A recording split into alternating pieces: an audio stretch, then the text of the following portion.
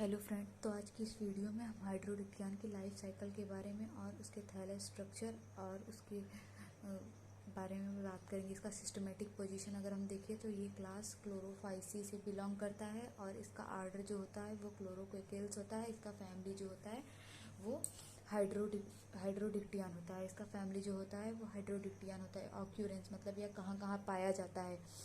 हाइड्रोडिक्टियन और water net, हाइड्रोडिक्टियन जो होता है उसे हम लोग वाटर नेट भी बोलते हैं। ये free floating fresh water alga है।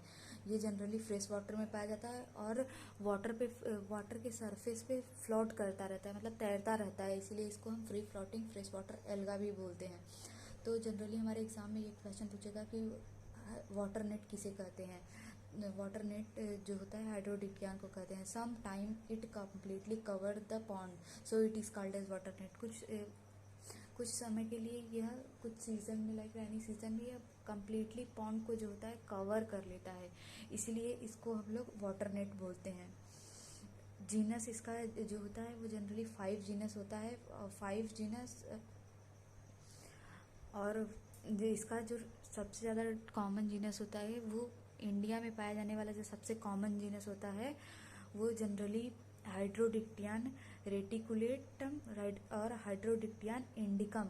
हाइड्रोडिक्टियन इंडिकम और हाइड्रोडिक्टियन रेटिकुलेटम, ये जो जनरली इसका स्पीसीज है वो इंडिया में पाया जाता है। रिप्रोडक्शन की अगर हम बात करें इसकी, तो इसका रिप्रोडक्शन, हाइड्रोडिक्टियन का जो रिप्रोडक्शन होता है वो hydrodictyon mainly reproduce by asexual और sexual method, but vegetative reproduction also takes place. Vegetative reproduction takes place by fragmentation.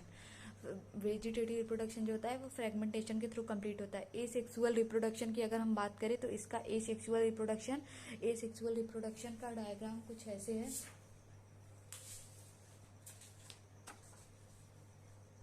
जैसा कि यहाँ हम दे सकते हैं, एसेक्सुअल रिप्रोडक्शन का ये डायग्राम है और नीचे सेक्सुअल रिप्रोडक्शन का डायग्राम है। तो asexual reproduction takes place by means of small uninucleated by flagellated zoospore. इसका जो एसेक्सुअल रिप्रोडक्शन होता है वो जूस्पोर के थ्रू का प्रोसेस इसका स्टार्ट होता है बाय फ्लैजेलेटेड, मतलब फ्लैजला इसमें इसके जूस्पोर में प्रेजेंट होता है। All cell of the colony have coenocytic which have capacity to form zoospore. इसका जो कॉलोनी का सभी सेल होता है वो सिनोबियम होता है, सिनोबियम, और इसकी कैपेसिटी होती है जूस्पोर फॉर्मेशन में बाय मल्टीप्लिकेशन के थ्रू। द मल्टीप्लिकेटेड प्रोटोप्लाज्म, इसका जो प्रोटोप्लाज्म होता है वह डिवाइडेड होता है 7,000 से 20,000 बार, divided into 7,000 to 200 and to form uninucleated segment. Each segment get surrounded by small amount of cytoplasm. इसका जो ये 7,000 से 20,000 बार डिवाइड होता है और बहुत सारे मल्टीन्यूक्लिएटेड सेगमेंट को फॉर्म करता है, और ईच सेगमेंट के पास कैपेसिटी होती है को वो जूस्पोर फॉर्म कर सके, और ये सराउंडेड होते हैं साइटोप्लाज्म से, द सेल वॉल। और जब जूस्पोर फॉर्म हो जाते हैं तो कुछ समय बाद जूस्पोर जो होता है वो अपना फ्लैजिला को ब्रेक डाउन कर देता है और मदर सेल को रप्चर्ड नहीं करता, मतलब इसका मदर सेल जो होता है वो रप्चर्ड नहीं होता। और ये पूरे इस प्रोसेस, इसका एसेक्सुअल रिप्रोडक्शन का पूरा प्रोसेस जो होता है वो मदर सेल के अंदर ही होता है। मदर सेल एक भी बार रप्चर्ड नहीं होता, मतलब फटता नहीं, और इसका जो जूस्पोर होता है वह कुछ समय तक स्विम करता है और फिर मदर सेल में कन्वर्ट हो जाता है और हेक्सागोनल स्ट्रक्चर लाइक हाइड्रोडिक्टियन का फॉर्म करता है।